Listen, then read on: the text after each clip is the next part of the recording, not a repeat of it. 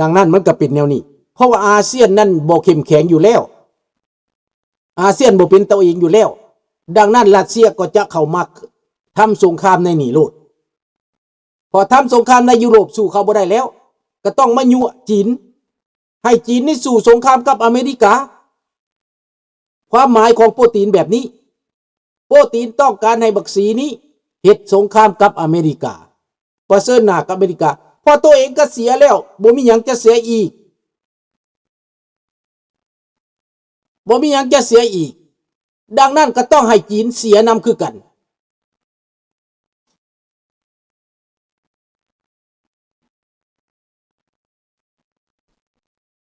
บ่เข้าใจดังนั้นสายเจ็กที่นิยมเจ็กในเมืองไทยก็ตีทะลวนอยู่นั่นแหละเฮาก็ฟังเด้อ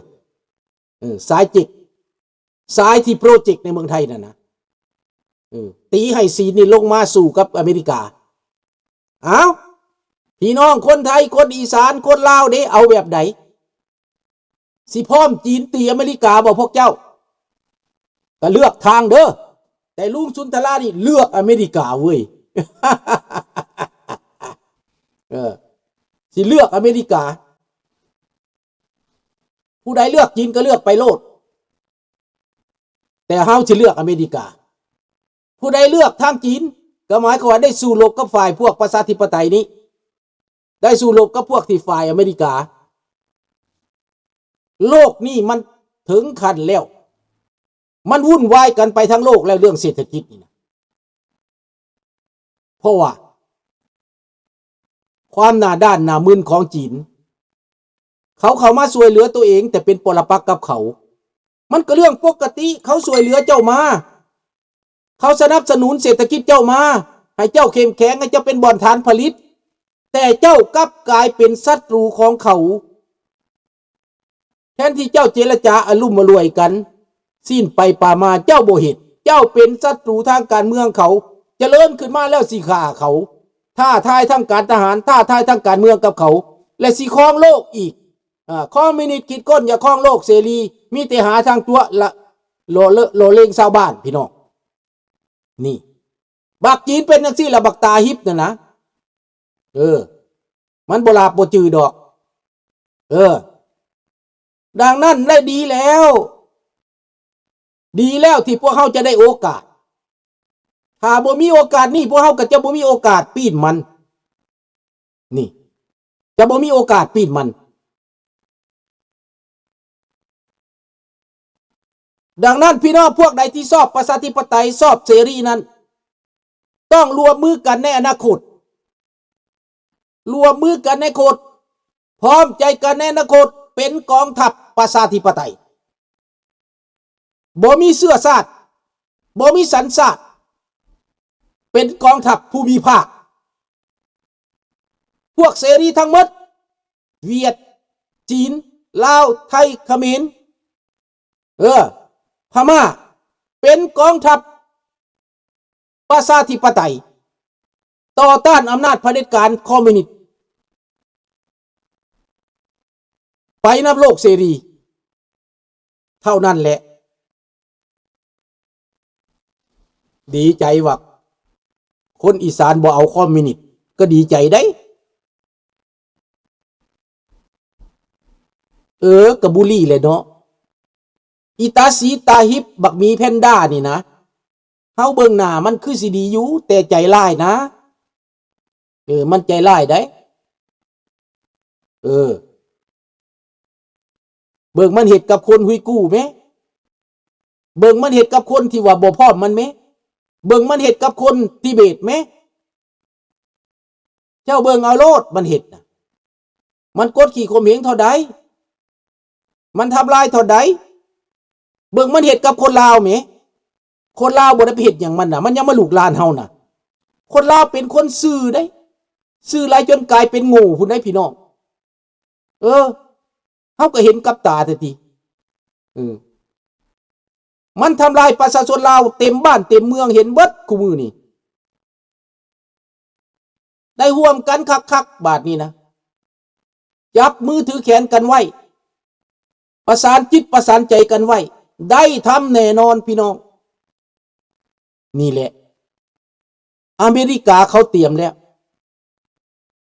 เขาเตรียมเอาอาวุธเลเซอร์ออกมาล่าสุดฝรั่งเศสก็เอาอาวุธเลเซอร์ล่าสุดสำหรับปราบโดรนฝรั่งเศสมีอาวุธเลเซอร์พกพาอีกพี่น้องคักบ่ฝรั่งเศสมีอาวุธพกพาแบตเตอรี่15 กิโลถือไปได้2 คนผู้หนึ่งถือเลเซอร์ผู้หนึ่งถือแบตเตอรี่หรือว่าคนเดียวถือก็ได้ตั้งไว้แล้วก็ยิงได้โลดโดรนมานี่ใส่ตกโลดตาบอดโลดเลเซอร์ตาบอดโลดยกขึ้นใส่เลเซอร์ตาบอดแล้วก็ตกปอมโลดพี่น้องฝรั่งเศสมีอาวุธพกพาได้เคลื่อนที่ได้นี่เขาเตรียมการไว้นานแล้วเรื่องนี้นะต่อไปยูเครนก็จะได้ใช้อาวุธเลเซอร์พกพาอีกจัดการกับโดรนรัสเซีย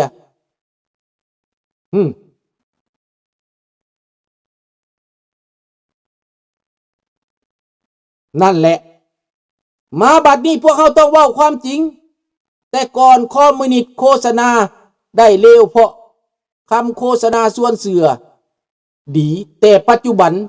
เริ่มลดลงเพราะรู้แล้วว่ามันมีปัญหาทำให้ประชาชนอดอยากโลกเขาก็เห็นแล้วคนเขาก็เห็นแล้วเขาก็หู้แล้วไพ่ก็หู้แล้วว่าคอมมิวนิสต์นั้นมันบ่แม่นดึงคำคือคำเขาเว้าผู้ใดเข้าคอมมิวนิสต์ก็ถูกเหยียบปากไว้เบิดในรัสเซียในจีนในเวียดนามในลาวในเขมรก็ตายมาเป็นหลายล้านแล้วในเขมรก็ได้จนว่ากลับคืนมาสู่ราชอาณาจักรกัมพูชาหั่นแหละแต่เป็นเพียงแต่รูปซื่อๆบ่เป็นตัวจริงเป็นรูปซื่อๆเป็นภาพซื่อๆคนเก่านั่นแหละกำอำนาจก็ได้จากเฮงซัมรินมาสู่ฮุนเซนก็อันเก่านั่นแหละขบวนเก่านั่นแหละอำนาจเก่านั่นแหละเขมรก็เลยเป็นแบบนี้เดี๋ยวนี้กลับคืนไปหาจีนแล้วออกจากเวียดนามไปหาจีนเอียงจีนดังนั้นอเมริกาจับตาและประเทศเขมรก็ได้อยู่ในเขาห้องว่าอยู่ในเลเซอร์เขาแล้วต่อไปก็สกิเมนอินโดนีเซียคันแม่อินโดนีเซียเอาโยนตู้มาตั้งฐานทัพอยู่นั่นนี่ถามว่าเป็นยังบักโปรตีนเฮ็ดเซิร์กับยูเครนก็ยังบ่ชนะแล้วมันเป็นยังมันจะดิ้นรนอยากไปเอาพม่าอยากไปเอาอินโดนีเซียก็เพราะมันอยากได้พรรคพวก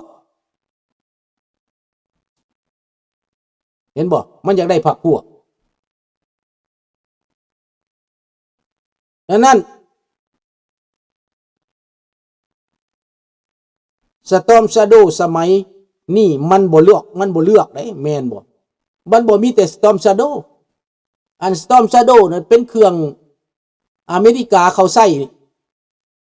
อยู่ในสงครามอิรักแต่เขาใช้บาดนี้นั่นมันเหนือกว่าสตอมชาโดนั้นอเมริกามีอาวุธเหนือกว่าสตอมชาโดเด้อพี่น้องมันมีอัตแคมมันมีอีกหลายแบบ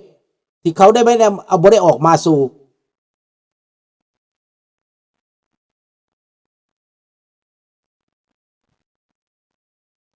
ในเมื่อมันเป็นเส้นนี้โลกนี่นะยูเครนเขาก็สู้รัสเซียขน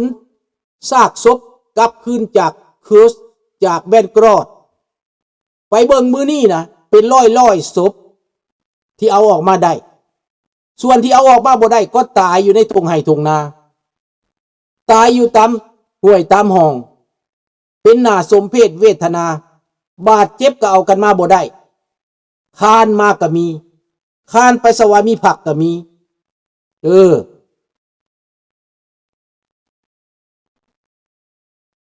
มันเป็นแบบนี้สมคิดบอกว่าโลกเลื่อมล้ำต่ำสูงกันมากก็ทำสงครามล่างโลกกันไปซะคนจะได้มีความทุกข์ความสุขเท่าเทียมกันแม่น โลกที่เติมล้ำต่ำสูงมันก็มีแต่ในเอเชียนั่นแหละในยุโรปเขาก็เริ่มดีแล้วในเอเชียเฮานี้ยังมีอยู่เรื่องล้ำต่ำสูงนะดังนั้นข้าพเจ้าคิดว่าน้ำเต้าแก้วสิมาฮดอยู่แถวเอเชียนี่แหละสิมาแถวนี้แหละจักสิลงมองใดล่ะเด้อพี่น้องก็เตรียมไว้คือกันเด้สบายดีสั้นนี่ให้พี่น้องเฮาเตรียมไว้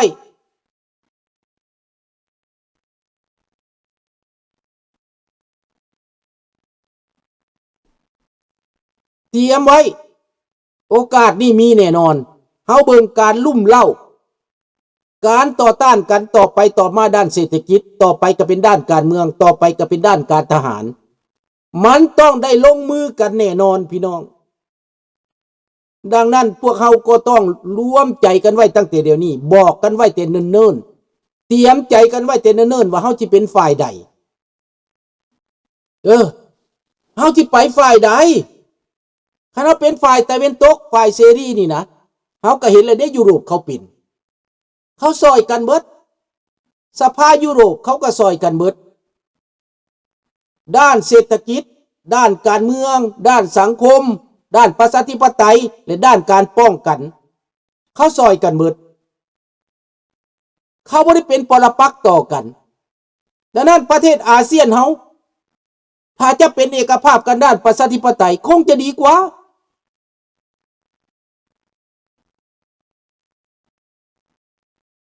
มันอาจจะมีบ่แม่นแต่บุกไต้หวันเด้อจีนคงจะบ่แม่นบุกไต้หวันโดยตรงเพราะจีนเดี๋ยวนี้คันบุกไต้หวันซื่อๆหั่นน่ะ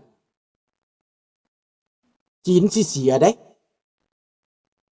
เพราะจีนคันบุกไต้หวันมันต้องบุกเบิดมันต้องสงับไปเบิด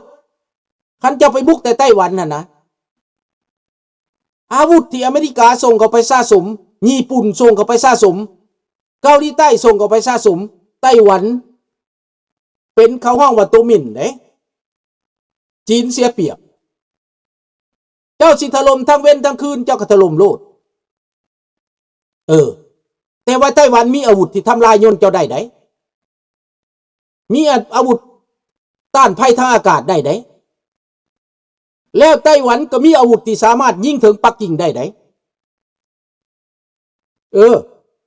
การต้านภัยทางอากาศถ้าจีนมีบ่ไต้หวันสามารถยิงมิสโซยิงจรวดความไวเหนือเสียงถึงปักกิ่งได้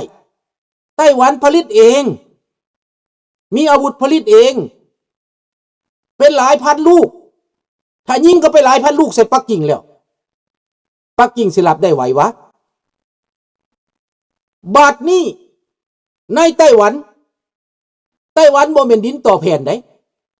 ไต้หวันมันอยู่ในน้ำอยู่ในเกาะในโดนเจ้าสิมาหาไต้หวันเนี่ยเจ้าบ่ได้ย่างมาได้เจ้าต้องขี่เรือมาคันเจ้าขี่เรือมาเจ้าก็ถืออาวุธใต้น้ำของไต้หวันจัดการเรื่องระเบิดเรื่องมิน